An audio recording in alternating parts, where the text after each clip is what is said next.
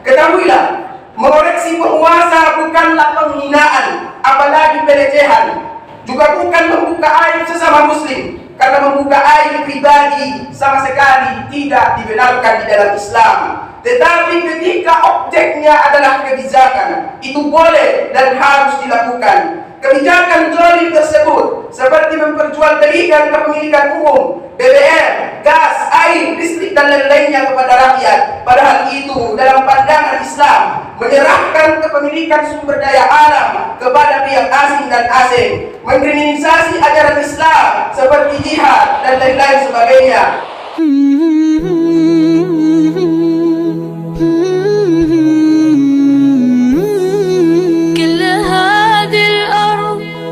تكفي مساحة. السلام عليكم ورحمة الله وبركاته. الحمد لله نحمده ونستعينه ونستغفره ونعوذ بالله من شرور أنفسنا ومن سيئات أعمالنا. من يهد الله فلا مضل له ومن يضلل فلا هادي له. أشهد أن لا إله إلا الله وحده لا شريك له وأشهد أن محمدا عبده ورسوله. اللهم فصل وسلم على سيدنا محمد كان صادقا وعدا وكان رسولا نبيا وعلى آله وأصحابه وسلم تسليما كثيرا. أما بعد، فيا أيها الحاضرون رحمكم الله، أوصيني نفسي وإياكم بتقوى الله فقد فاز المتقون. فقال الله تعالى في كتابه الكريم: أعوذ بالله من الشيطان الرجيم، بسم الله الرحمن الرحيم. يا أيها الذين آمنوا ادخلوا في السلم كافة ولا تتبعوا خطوات الشيطان إنه لكم عدو مبين. كنتم خير أمة أخرجت للناس تأمرون بالمعروف وتنهون عن المنكر وتؤمنون بالله. الآية. صدق الله العظيم. Alhamdulillah, kepada Allah Subhanahu wa taala kita ucapkan alhamdulillah. Bukti syukur kita kepada Allah Subhanahu wa taala karena di mana hari yang mulia, hari Jumat, di tempat yang mulia di masjidnya Allah Subhanahu wa taala, dan mudah-mudahan orang-orang yang hadir pada kesempatan ini dimuliakan oleh Allah Subhanahu wa taala. Seseorang yang bersyukur adalah ketika ia menggunakan apa-apa yang ia miliki dalam hal-hal untuk mendapatkan ridhonya Allah Subhanahu wa taala. Maka mari kita tarik kepada diri kita, sudahkah kita bagian daripada orang-orang yang mukhlis, orang-orang yang bersyukur? Salawat dan salam kepada baginda Nabi besar Muhammad sallallahu alaihi wasallam. Allahumma salli ala Sayyidina Muhammad wa ala ali Sayyidina Muhammad. Tidak akan didapatkan oleh seorang manusia kecuali mengikuti Nabi. Tidak akan ada ketentraman di dalam keluarga kecuali mengikuti Nabi. Tidak akan ada ketentraman di tengah-tengah masyarakat kecuali mengikuti Nabi. Dan tidak akan turun barakah daripada Allah Subhanahu wa taala kepada suatu negeri kecuali negeri itu mengikuti baginda Nabi besar Muhammad sallallahu alaihi wasallam. Wa ma arsalnaka illa rahmatan lil alamin. Hadirin jamaah salat Jumat yang dirahmati Allah Subhanahu wa taala, bertakwalah kepada Allah Subhanahu wa taala. Karena sesungguhnya kehidupan di dunia ini bukanlah kehidupan daripada manusia, tetapi kehidupan manusia sesungguhnya adalah ketika kematian sudah mendatang kepadanya. Tidakkah kita melihat orang-orang di sekeliling kita? Masih ada yang bersama kita, masih ada nongkrong di kopi bersama, tetapi sekarang ia telah tiada. Kemana ia pergi? Ke alam sesungguhnya manusia, yaitu berjumpa dengan Allah Subhanahu wa ta'ala. Hadirin jamaah salat Jumat yang dirahmati Allah Subhanahu wa ta'ala. Al-Khatib Al-Fakir mengangkat judul perkara mengenai situasi kondisi yang ada, yaitu mengoreksi penguasa adalah kewajiban. Mungkin hanya Islam yang mengajarkan aktivitas muhasabah, mengoreksi kesalahan sesama muslim, yang pahalanya besar di sisi Allah Subhanahu wa ta'ala. Itulah amal makruf nahi mungkar. Amal ini pula yang menjadikan umat ini mendapat julukan daripada Allah Subhanahu wa ta'ala menjadi umat terbaik. Allah Subhanahu wa ta'ala berfirman, kuntum khaira ummat ukhrijat linnas ta'muruna bil ma'ruf wa tanhauna 'anil munkar wa tu'minuna billah. Kalian adalah umat yang terbaik yang dilahirkan kepada manusia, mengajak kepada kebaikan dan mencegah yang mungkar, dan beriman kepada Allah Subhanahu wa ta'ala. Al-ayah. Tidaklah di antara manusia ini yang baik adalah ustaz, yang baik adalah kiai, yang baik adalah orang-orang yang memiliki jabatan. Tetapi kata Allah Subhanahu wa ta'ala, yang baik adalah orang apabila mengajak kebaikan dan mencegah kemungkaran, kemudian ia beriman kepada Allah. Itulah sesungguhnya orang-orang yang mulia. Hadirin jamaah salat Jumat yang dirahmati Allah Subhanahu wa ta'ala. Umat muslim berbeda dengan kaum Bani Israel yang dilaknat oleh Nabi Daud dan Nabi Isa alaihissalam. Karena apa?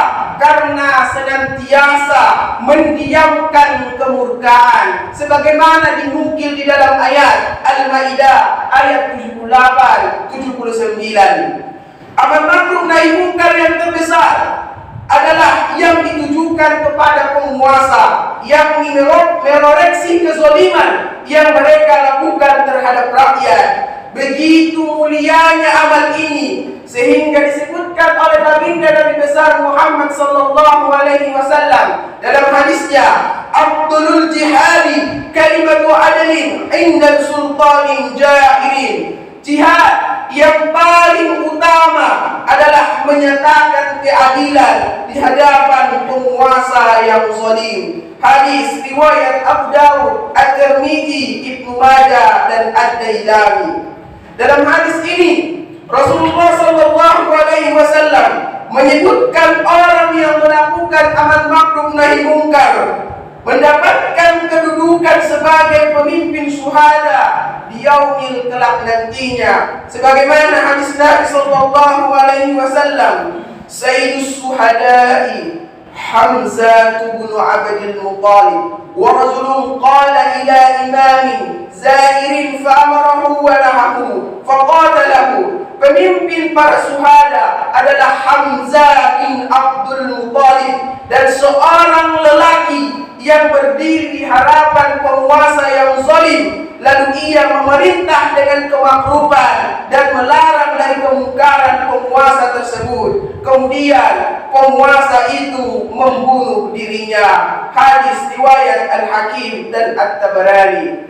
Hadirin jamaah salat Jumat yang dirahmati Allah Subhanahu wa ta'ala, ada sebuah persoalan di tengah-tengah umat, yaitu orang mendiamkan kemungkaran penguasa dengan dalil menaati ulil amri, atau menyebut hal itu sebagai amal untuk menutupi aib sesama muslim. Padahal mendiamkan kemungkaran penguasa adalah kemungkaran yang besar. Nabi kita Nabi besar Muhammad sallallahu alaihi wasallam menjelaskan bahwa meninggalkan amal makruf nahi mungkar, terutama terhadap penguasa, akan berdampak pada terhalangnya doa, akan berdampak terhadap terhalangnya doa dan munculnya para pemimpin jahat. Hadis Nabi sallallahu alaihi wasallam, la ta'muruna bil ma'rufi wa la tanhauna 'anil munkari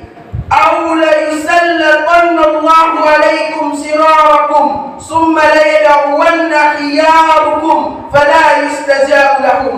Hendaklah kalian melakukan amar ma'ruf nahi munkar, atau jika tidak, Allah akan menguasakan atas diri kalian orang-orang yang paling jahat di antara kalian, lalu orang baik di antara kalian berdoa dan doa mereka tidak dikabulkan. Hadis riwayat Al-Bazzar. Ketahuilah, mengoreksi penguasa bukanlah penghinaan, apalagi pelecehan. Juga bukan membuka aib sesama muslim, karena membuka aib pribadi sama sekali tidak dibenarkan di dalam Islam. Tetapi ketika objeknya adalah kebijakan, itu boleh dan harus dilakukan. Kebijakan zalim tersebut seperti memperjualbelikan kepemilikan umum, BBM, gas, air, listrik dan lain-lainnya kepada rakyat.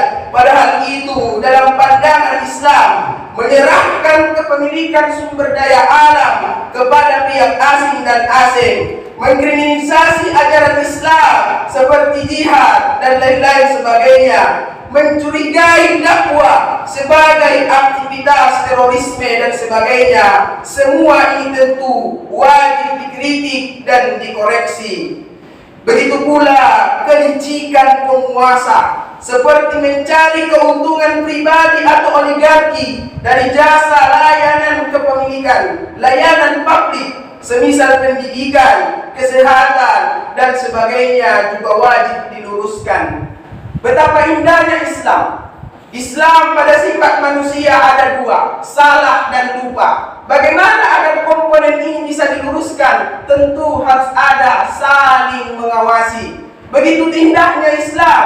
Mungkin sekiai-kiainya dia, seustad-ustadnya dia pasti pernah melakukan kesalahan. Makanya di antara sesama manusia, di antara sesama muslim, wajib melakukan yang namanya amar ma'ruf nahi munkar. Itulah kesempurnaan daripada Islam. Hadirin jamaah salat Jumat yang dirahmati Allah Subhanahu wa taala.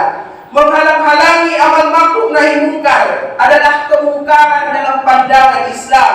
Ini berarti akan melanggengkan kezaliman penguasa, sekaligus bisa menyebabkan kerusakan yang sangat besar, sebagaimana dalam sabda Nabi sallallahu alaihi wasallam, "Ma min qaumin yu'malu fihim bil ma'asi summa yaqdiruna ala ay yughayyiru summa la yughayyiru illa yusiku ay ya'ummuhumullahu minhu biiqab."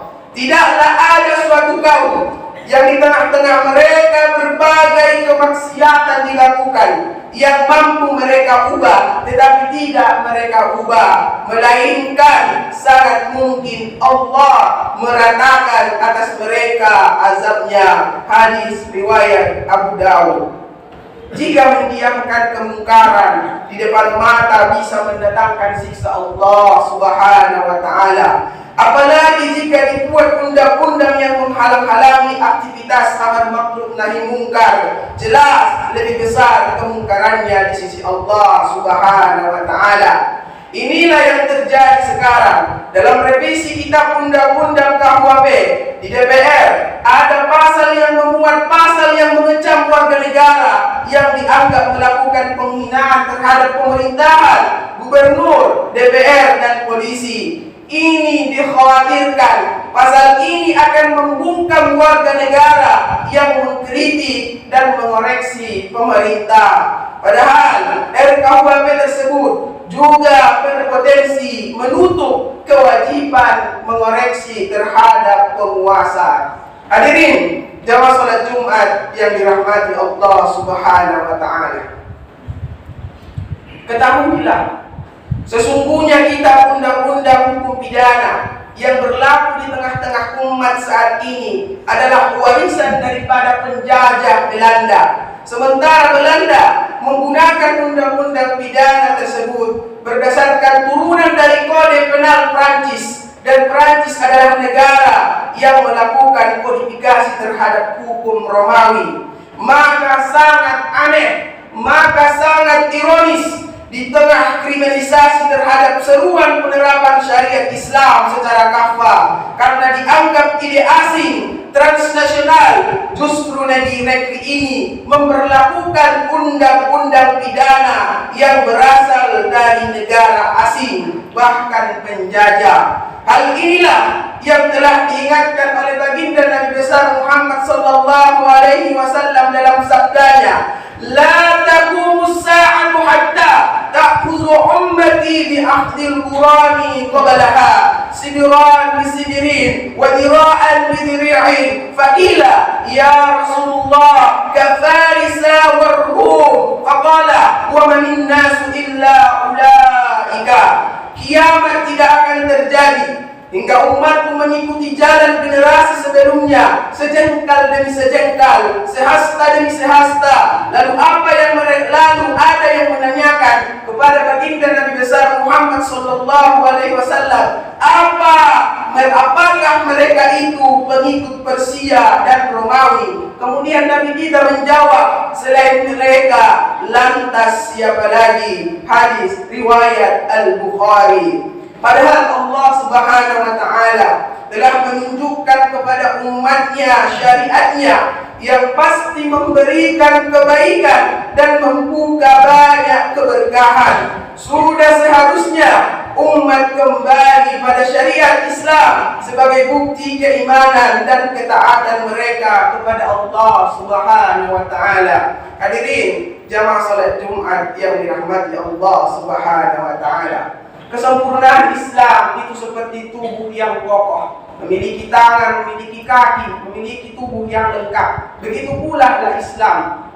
Kenapa? Karena Allah Subhanahu wa Ta'ala mengatakan sendiri, "Al-yawma akmaltu lakum dinakum wa atmamtu 'alaikum ni'mati wa raditu lakum al-Islam dinan." Kalaulah kita masih mengambil aturan daripada orang barat, pantaslah kita mengalami yang namanya musibah. Kalaulah kita masih mengambil persepsi, paradigma, cara pandang daripada barat, tentunya kita menjadi rusak. Kenapa? Karena Islam adalah agama yang sempurna dan Islam mengatur perkara mulai dari perkara kecil sampai perkara hal yang besar. Khatib mengutip ayat terakhir, "Ya ayyuhalladzina amanu dukhulu fis-silmi kaffah wa la tattabi'u khutuwatis syaitan innahu lakum aduwwun mubin." Wahai orang-orang yang beriman, mudah-mudahan kita adalah orang-orang yang beriman, masuklah kamu ke dalam Islam secara menyeluruh dan janganlah kamu mengikuti langkah-langkah syaitan. Sesungguhnya setan itu musuh yang nyata bagi kamu. Mudah-mudahan khutbah yang singkat ini mengiring kita kepada kepemahaman yang benar. Barakallahu li wa lakum fil Qur'anil Azim wa nafa'ni wa iyyakum bima fihi minal ayati wa dzikril hakim wa taqabbalallahu minna wa minkum tilawatahu innahu huwas samiul alim. Aqulu qawli hadza fastaghfirullahal azim innahu huwal ghafurur rahim. Allahumma salli wa sallim wa zid wa alim wa annim wa tabaddal wa barik bi jalalika wa kamalika ala zaidi ubadika saril awami wal ajam wa imamit tayyibat وتأجبان لسان أهل الكتاب ومنبع العلم والحكمة والحكم أبي القاسم سيدنا ومولانا محمد وسلم ورضي الله تبارك وتعالى عن كل الصحابة رسول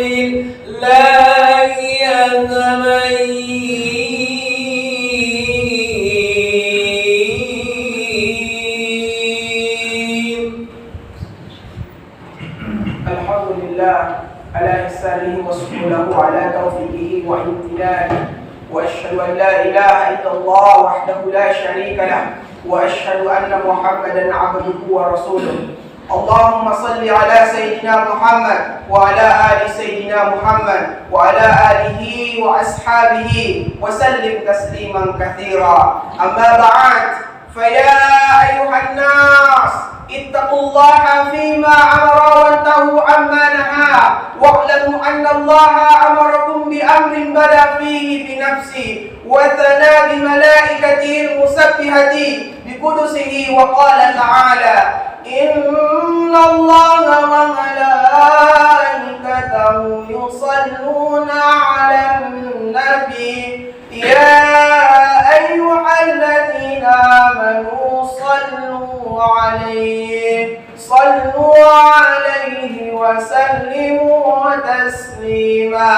اللهم صل على سيدنا محمد صلى الله عليه وسلم وعلى آل سيدنا محمد وعلى أنبيائك ورسولك وملائكته المقربين وارضاه اللهم عن الخلفاء الراشدين أبي بكر وعمر وعثمان وعلي وعن بقية الصحابة وتابعين وتابع التابعين لهم بإحسان إلى يوم الدين، وارضى عنا معهم برحمتك يا أرحم الراحمين. اللهم اغفر للمؤمنين والمؤمنات والمسلمين والمسلمات الأحياء منهم والأموات. اللهم أعز الإسلام والمسلمين وأذل الشرك والمشركين.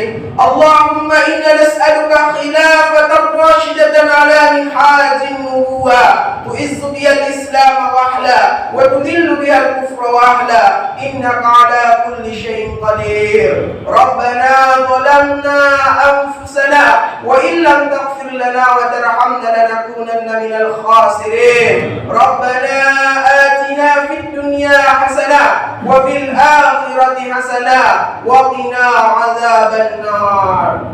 عباد الله، إن الله يأمركم بالعدل والإحسان وإيتاء ذي القربى وينهى عن الفحشاء والمنكر والبغي يعظكم لعلكم تذكرون. واذكروا الله العظيم يذكركم واشكروا على نعمه يزدكم ولذكر الله أكبر. أقم الصلاة.